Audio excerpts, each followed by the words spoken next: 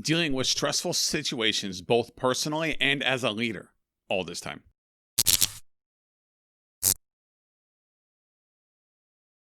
In last week's newsletter, I talked about telling the truth and how important the truth is to you personally, to other people that you know, and you as a leader. But in that, I also mentioned something on how I was personally handling after being laid off and all the trials and tribulations that I went through and all the stress that I had where I took it very personally. And I wanted to come back to that because I think that it's really important for me to talk about what it is that I did, and maybe it'll be useful to someone else out there who's going through the same kind of feeling. At first, it really beat me up, and I beat myself up really, really badly. But then after spending some time with it and thinking about it, and actually it's kind of like a grieving period, which is something that's really, really important to be able to go through, is that you take that time to actually have a moment to be able to grieve about whatever stressful thing is happening to you. But then I knew that couldn't go on forever. So there's these 3 ways that we can really handle a stressful situation. And that first one is remain the victim. And that's exactly what happens in the very beginning. Now, it just depends on how long you go in remaining the victim. Yet you continue to blame yourself, you continue to blame others, that you just continue to just be in that moment and be stuck in it. And it's really important to get out of that. That's one option that you have, is that you can just continue to be the victim. That's obviously not where you want to be. The second option that you have is that you can look at it from a different perspective. You can look at it from a different angle. Okay, I had this really stressful thing or this bad thing happen to me. I got laid off, or I got moved on a different team, or I got yelled at by my boss. Let me try and see it from their perspective. For me, it's like, oh, the economy and the pandemic and all the stuff that's happening. There's these, I can see from their perspective on the decisions that they had to make. And then you just accept it and move on. You don't need to do anything else. That's just another option that you have. It's like, I can see now from that person's perspective, or from that company, or that situation, or from my team's perspective, it was this. And I understand that now. And I'm just going to accept it and move on. That's just the way that it is.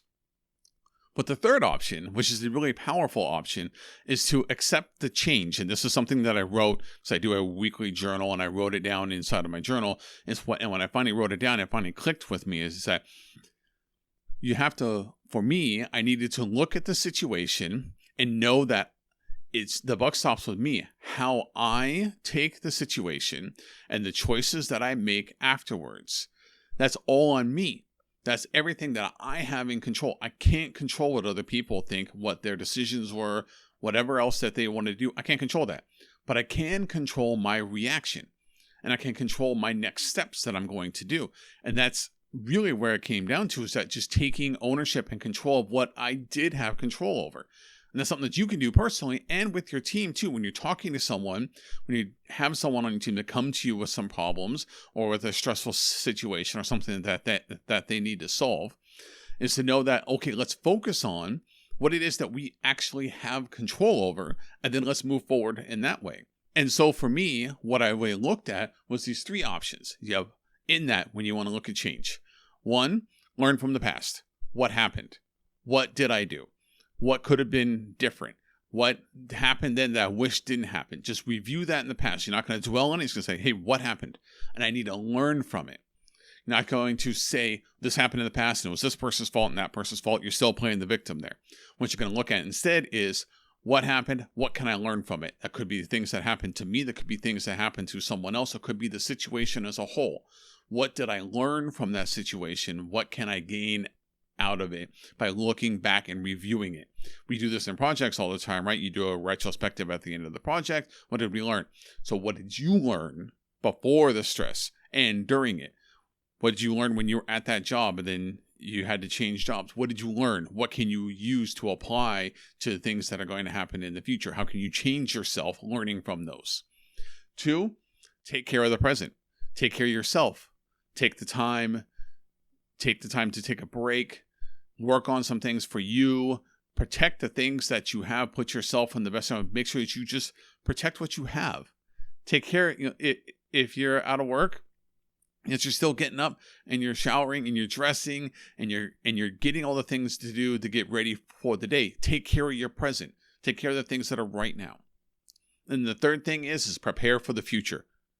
What is coming? What is it that you know is coming? Not just in your job search or with what your team is working on, but what is coming in the future that might be changing in your industry or at your company or on your team? How can you prepare for those things? So if you do those three things, you learn from the past, you live in the present, and you prepare for the future, no matter what you're working on, you know that you are in control of what those things are going to be, what you're going to work on, and what your reactions are going to be to it. And that's what really helped me, was that realization, is that I'm in control of this. And I'm going to learn from the past. I'm going to take care of myself right now, and I'm going to prepare for what my future is going to be. And if you take the time to do that, then whatever comes your way, you're ready for it. And it's back to one of my favorite sayings, which is luck is when preparation meets opportunity. And if you're learning from the past, you're working on things right now, and you're looking to the future, when that opportunity comes by, what will appear to luck to other people will actually be all the preparation that you did. So that's what helped me going through the process. That was the realization that I came to, and what I needed to do, and where to focus my time, and how to perceive the situation. I'd love to hear your thoughts. These are my 3 things that I know that we have reactions to. I'd love to hear what yours are. I'd love to hear how you respond to things, how you deal in those stressful situations, or how you deal with stress on your team. Email me, obscurednarration@gmail.com, or leave a comment below wherever you're watching or listening to this. That's what I got for this week. I'll see y'all next time.